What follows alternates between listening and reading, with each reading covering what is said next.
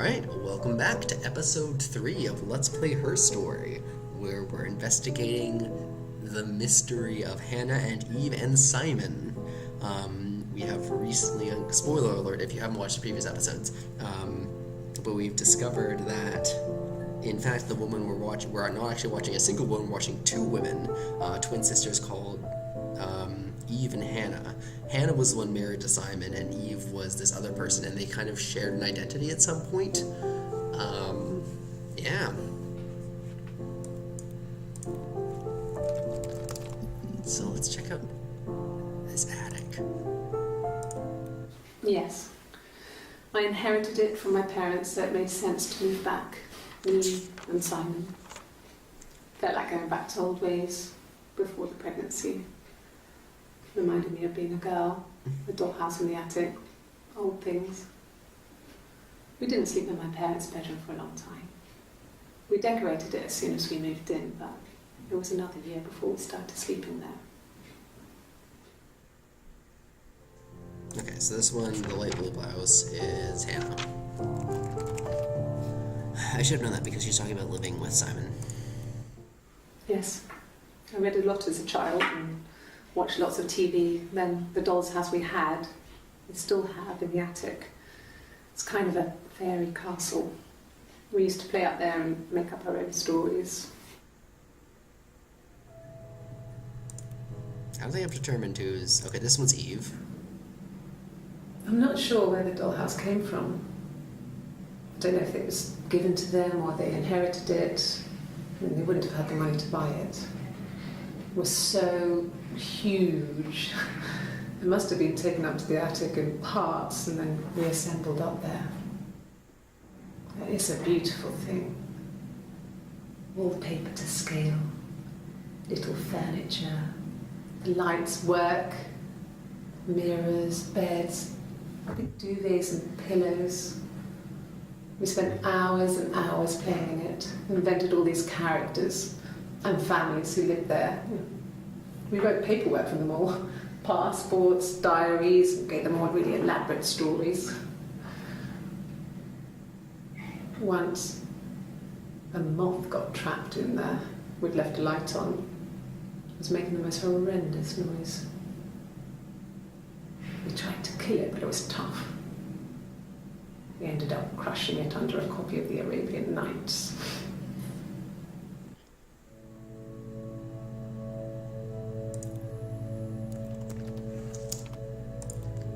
What's up with this dollhouse?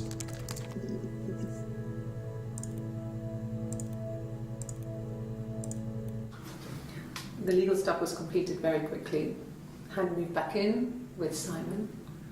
Eric gave Simon the week off to help with the move. He decorated, modernised wallpaper curtains. Hannah insists the attic be left as it was, dollhouse and all. Simon never went up there.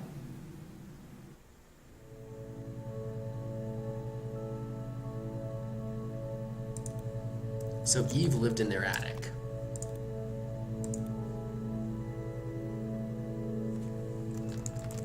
Okay, so it happened on Friday, so let's... I wasn't in the house all of Friday night. After the argument, after Simon left, I left too. Okay, so orange jacket I was upset and I wanted to get away. is Hannah. So I took the car. Okay, let's check out the hospital.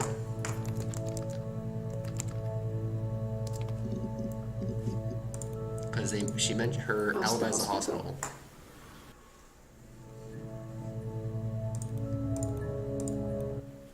I don't see how it's hard. We've established I was in Glasgow when he was killed. We've spoken with the hospital.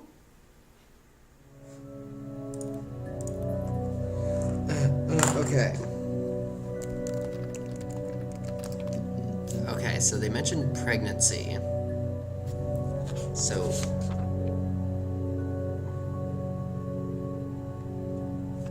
Eve was trying to get pregnant. Hannah was pregnant at least twice. I got pregnant. Both our parents had a big powwow We weren't even in the room, and they decided we should get married.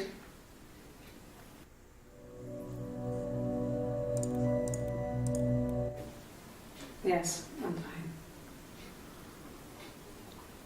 I won't be sick again. This happens some days. I'm pregnant. It's morning sickness.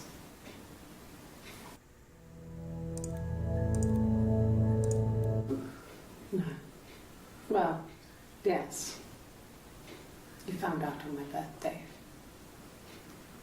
I told him I was pregnant.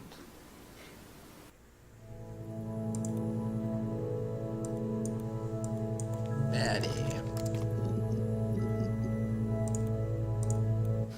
We spent the wedding night in a hotel in Brighton. It would have been too much to do more. We were saving for the baby. It was wonderful to be in a hotel, away from home, just alone together. Since then, we've always tried to go away for our holiday.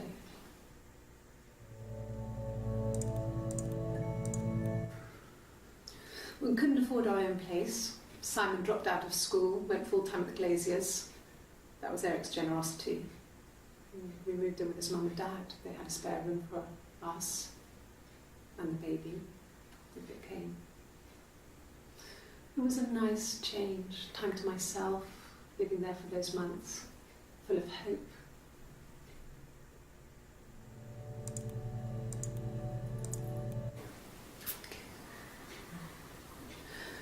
It was after dinner. I'd spoken to Sam's parents on the phone.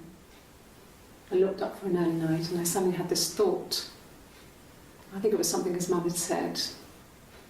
She'd been speaking about old stuff, sad stuff, about when we lived there, about the baby.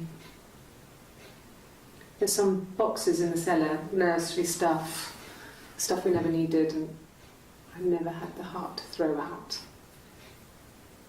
And I suddenly remembered that when I'd looked down there the week before, those boxes, that pile was in the wrong place. I went cold all over. I went down there with a torch and went straight to the back, and that's when I saw the bin bags.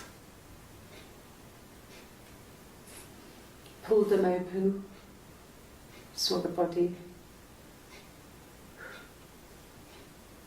I screamed, and that's when I called the police.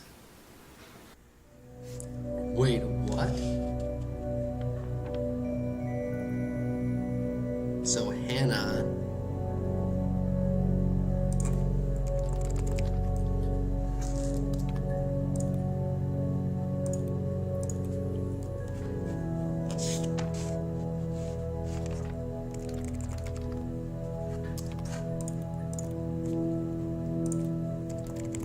I need to add these tags, not so that I can search them in conjunction with stuff like, you know, evatic and stuff.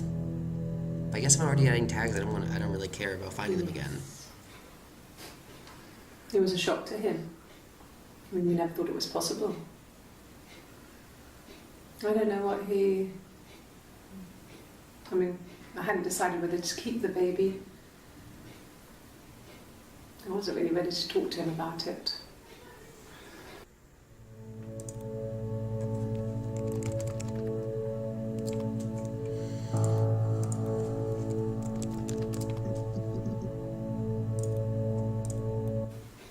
Bruise. I have a really fast metabolism, so stuff like that just comes and goes. I don't know if there's much more that I can tell you that I haven't already told the other policemen. I found the body.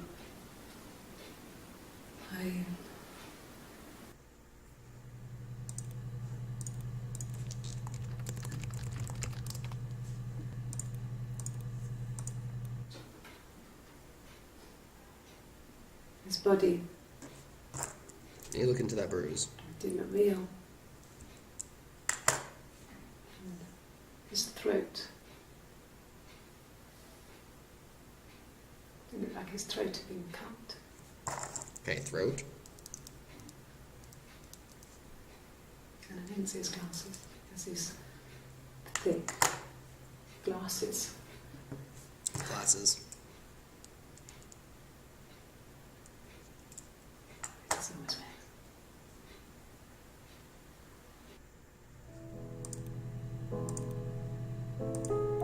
Really? Okay.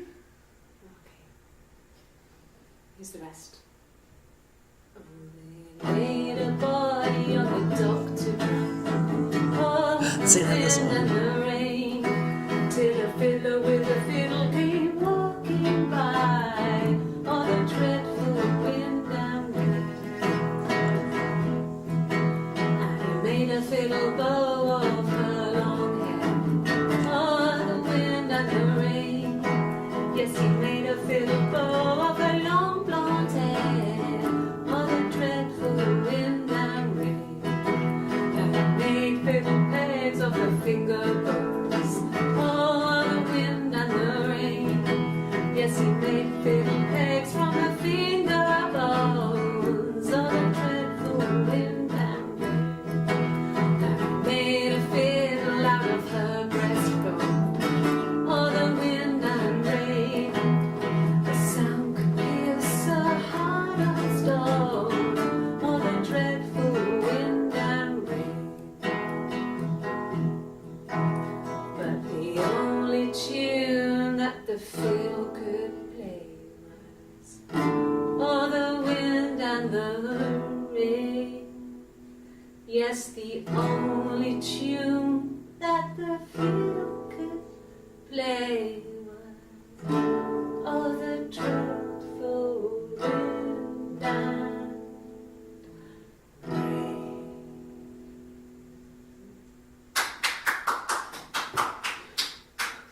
Anything you sing may be used as evidence against you.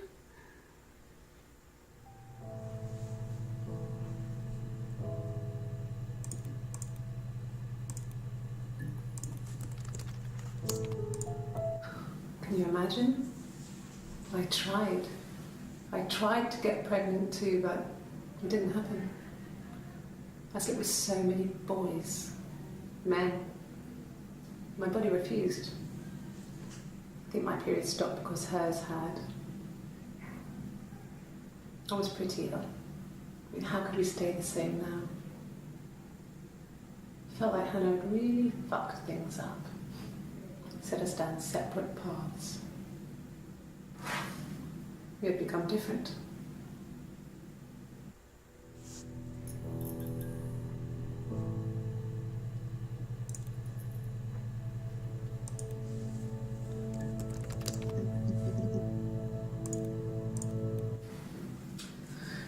I was living in the attic. It was a very hard time. I was depressed, was still pretty sick of the STD. And I came down one morning and they were dead. They were in bed and both had been sick, had thrown up a lot. And I'd slept through it.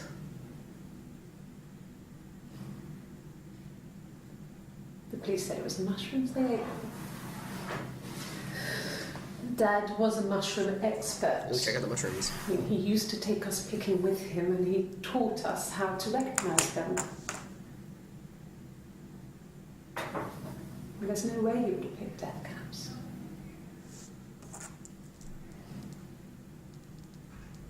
But the police believe that's what happened. They never even looked in the attic.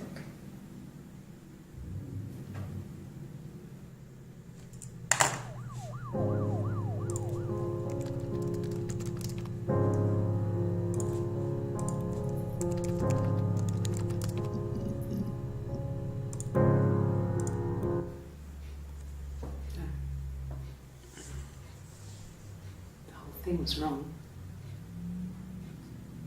The bags, I think they were from our kitchen. You could probably check that. Check the bags. So go into the cellar. It's just a place we put things we don't need. Check the cellars. Mushrooms there. The bags were taped up. I think it was parcel tape. Parcel tape. I think it was ours.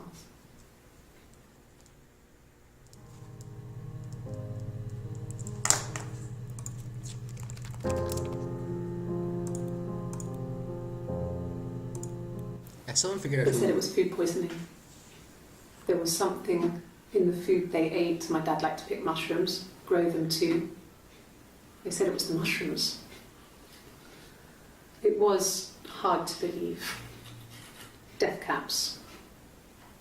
They have a skirt around the cap. My dad taught me that.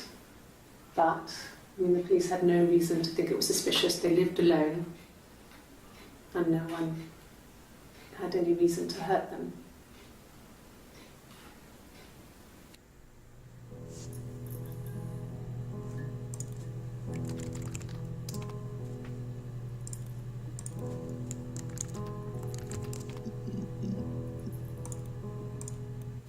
At the time they said it was poison, food poisoning.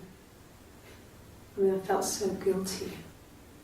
If I'd still been at home, maybe I could have done something. I didn't.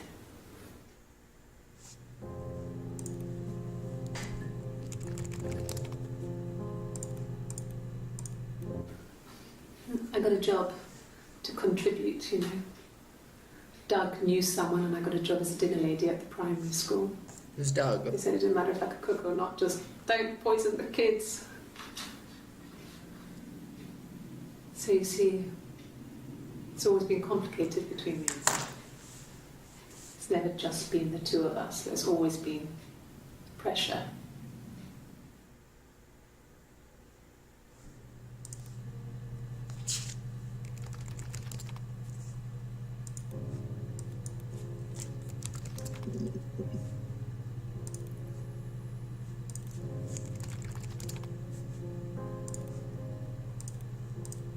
Yeah. I've been round to Doug and Eleanor's and they're very worried. I feel sorry for them.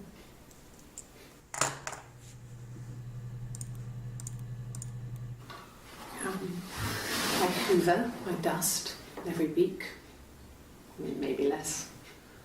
I once asked Eleanor how often I should dust and she said, if people ask, tell them you do it once a week, but every few weeks is okay.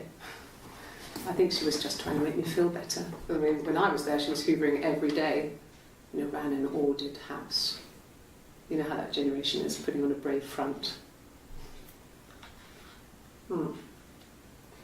She has secret stashes of cigarettes. Doug doesn't even know she smokes. When I was there, I saw her. She has these sort of porcelain vases, ornamental, next to the Reader's Digest books. Cigarettes inside. And she still has them. Last time I was there, I looked in a vase. There was a fresh pack. All those years of marriage, and she still has a secret like that. Oh, I'm so into this game!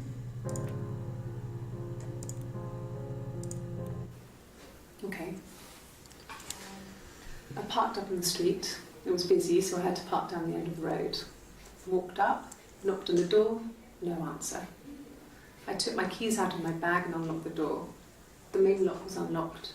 You can tell because the key doesn't turn when you try to turn it to the left.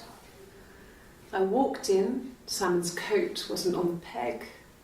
I couldn't see his shoes in the shoe rack. I shouted out.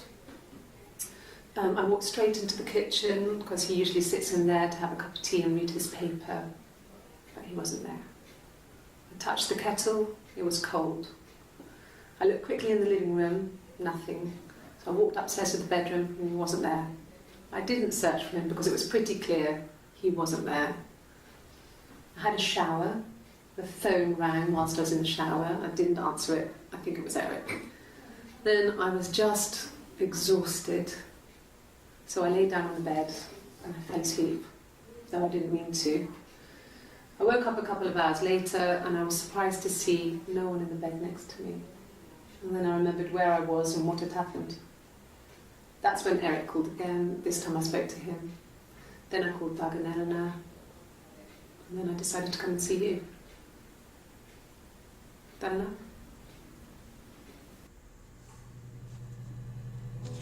So Hannah is also in the white speckled top.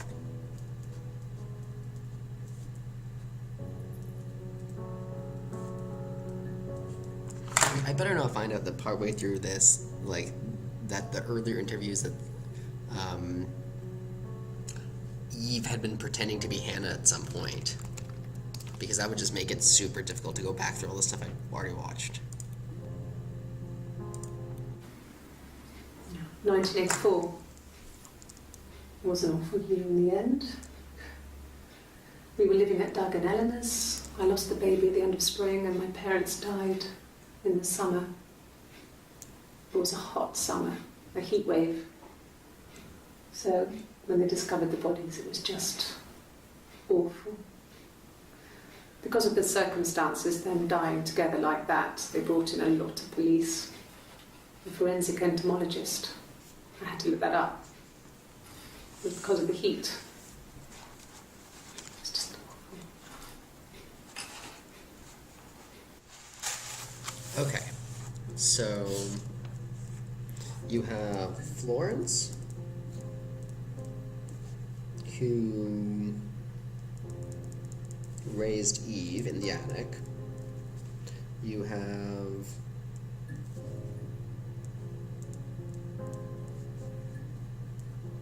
Doug and Eleanor, who were her Simon's parents. And then you had unknown people who were both Eve's real parents and also Hannah's parents. Just to keep that straight. So that's who Doug and Eleanor are. Because they moved back into her parents' house, I think, if I'm remembering right.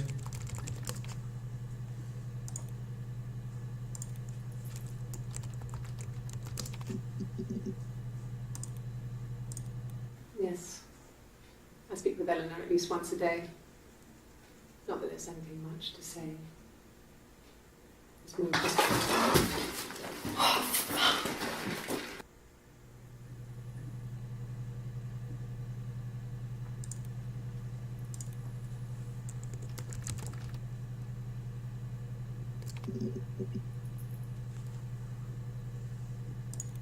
They mentioned bruises a couple times. Bruise? Oh, yeah, no, it's nothing.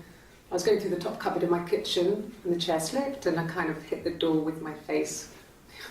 We hurt like hell.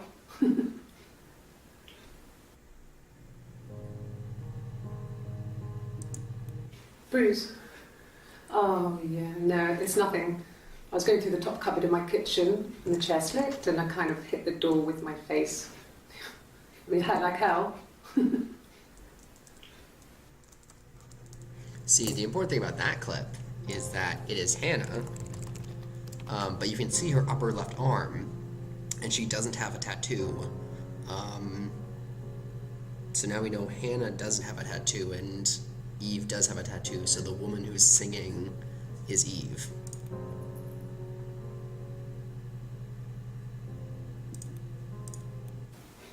The bruise. I have a really fast metabolism, so stuff like that just comes and goes. I don't know if there's much more that I can tell you that I haven't already told the other policeman. I found the body.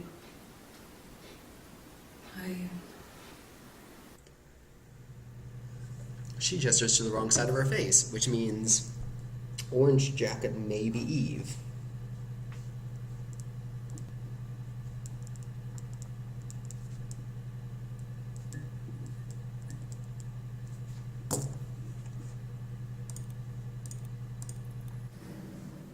If one of us got hurt, the other one would have to be hurt too.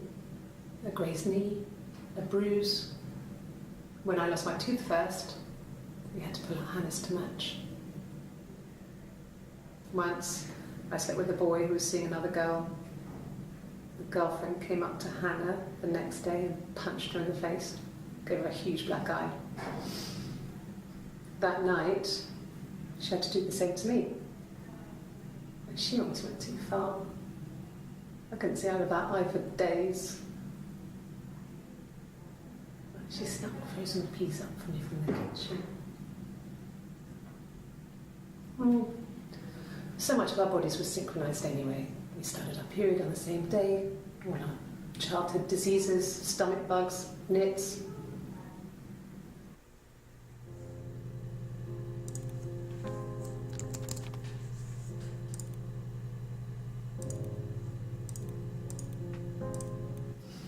Differences?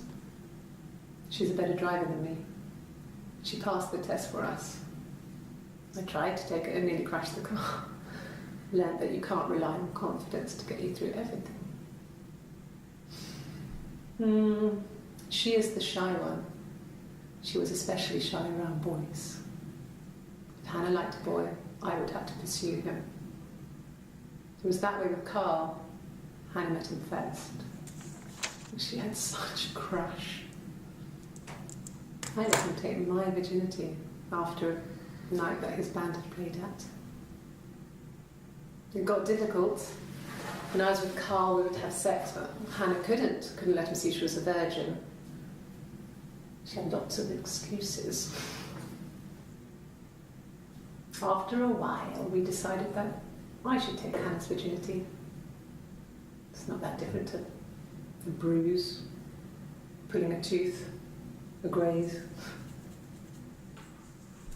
We used a hairbrush.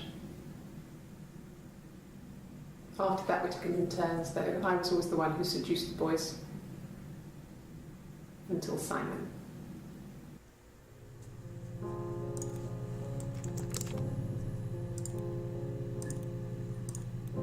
This was about 9. I went round and she was waiting for me.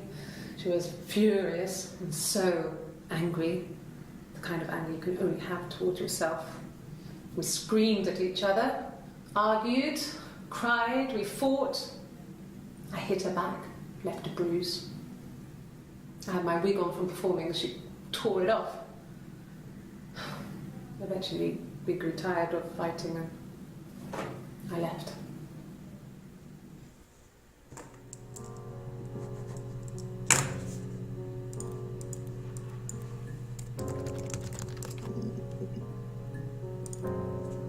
Okay, let's...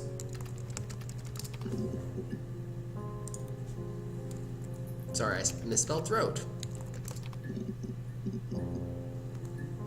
Oh my gosh, this is so...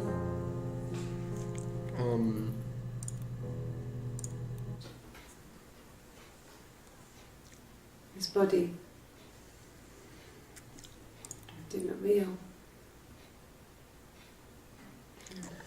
His throat. It looked like his throat had been cut.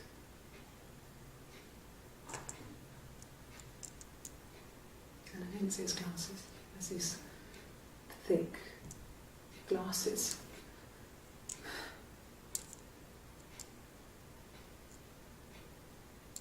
It doesn't always work.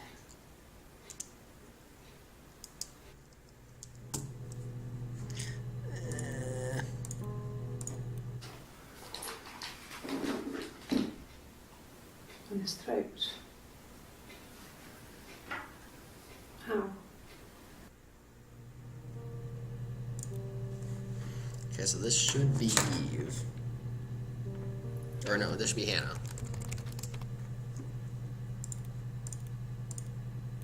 Like I said before, it was 3, something like that. I walked in, saw Simon. He was on the floor of the living room.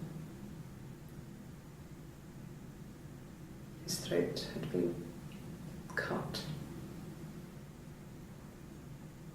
There was a lot of blood.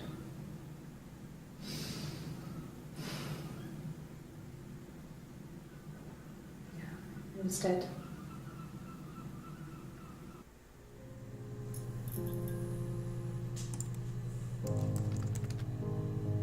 Okay, so it's currently setting up so either...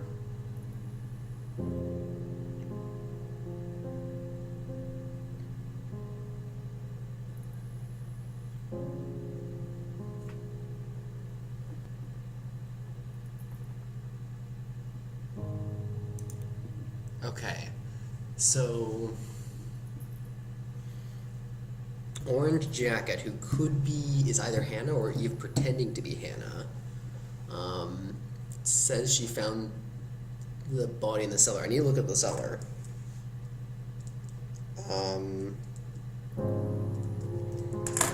Cellar, but then Eve at the end says that she came upon the body in the living room. She did say living room, right? Like I said before, it was 3. I walked in, saw Simon. He was on the floor of the living room. Okay, so it was living room. Okay.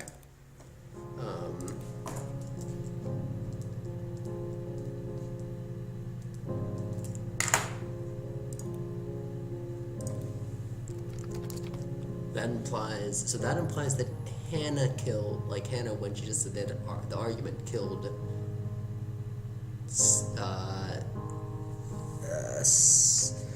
Simon, and that Eve discovered the body, but Hannah was aware that Eve was in the house. So the overall arcing implication is that Eve killed Simon. Her story is that she'd waited for him to come back. She put on my wig, some of my clothes, pretended to be me. They talked. She'd enjoyed being me. He said he wanted to be with me. Then he took out a present, another mirror, just like the one he'd given her earlier. That unique present. She went crazy, smashed the mirror. They argued, screamed. He hit her. So she grabbed a piece of the mirror and just swung it round. She cut his throat clean open. She'd only meant to scare him off.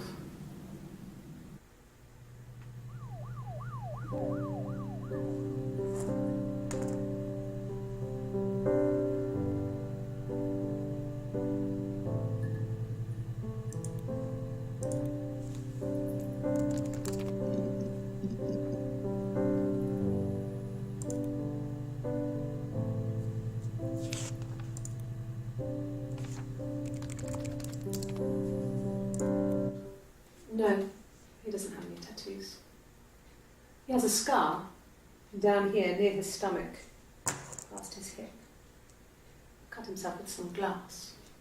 That was before, a long time ago. He looks just like the photo. He's not got his glasses on here though. He takes them off with the camera. But he needs them to see properly, you know. He has to read a newspaper or a menu in a restaurant. Not book so much, or watching TV. He likes TV.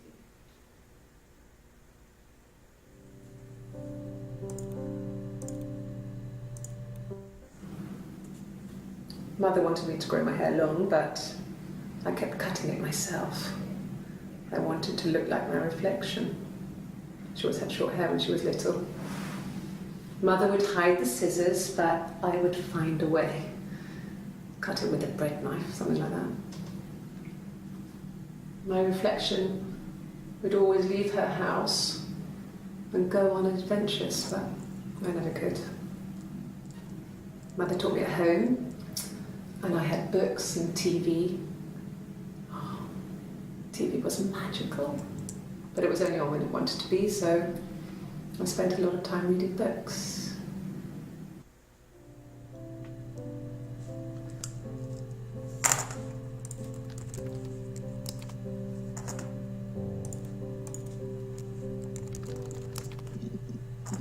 Let's check out this mirror stuff.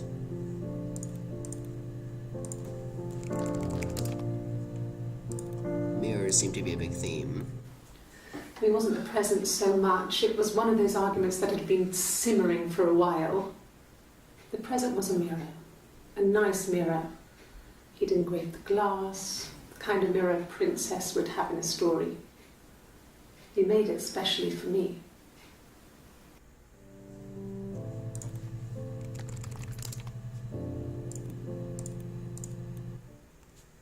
The mirror. I can't remember. I put it somewhere safe. Upstairs, I think. I haven't looked at it since.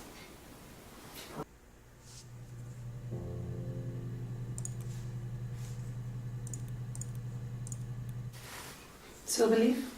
No. He normally silvers them properly. This mirror, it's supposed to look antique. The reflection isn't as good.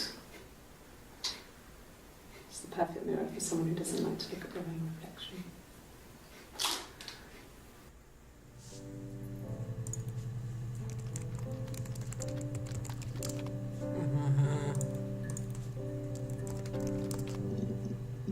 They mentioned the watch a bunch, so let's check out the watch. I guess you could call it that, but we were both happy to get married. It was a beautiful wedding. We had our first dance to Come Back and Stay. I'm not sure if that's a good wedding song, but I loved it. I chose it. I mean, it was genuinely our first dance. We'd never danced together before. It was probably awful to watch, but I enjoyed it. It felt like it was just me and Simon for that moment. Just the two of us.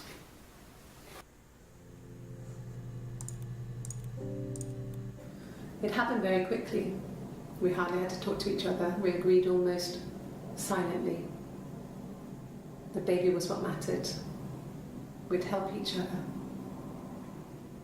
We cleaned up. We bagged up the broken mirror, her clothes. They're gone. We took him down to the cellar. We knew we had an alibi, and we wanted the body to be found later. We wanted to have suspicion on us, so we could then disprove it, rather than have it linger. Better to keep the body in the house than risk being seen with it. The watch, that was my touch, to make sure the alibi stuck.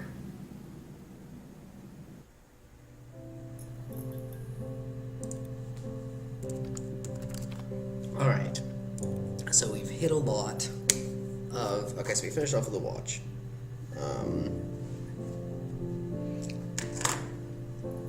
But, okay.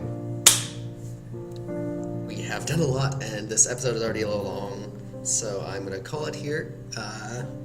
Yeah, we found out a lot of stuff, particularly how the murder actually took place, with his throat being slit, but there's still a lot more investigation to go, because there's like achievements for clearing half of the database, and we haven't even cleared half of that. So yeah, so there's still a lot more to go. So yeah, I'll see you next time on Let's Play Her Story, episode 4? See you then.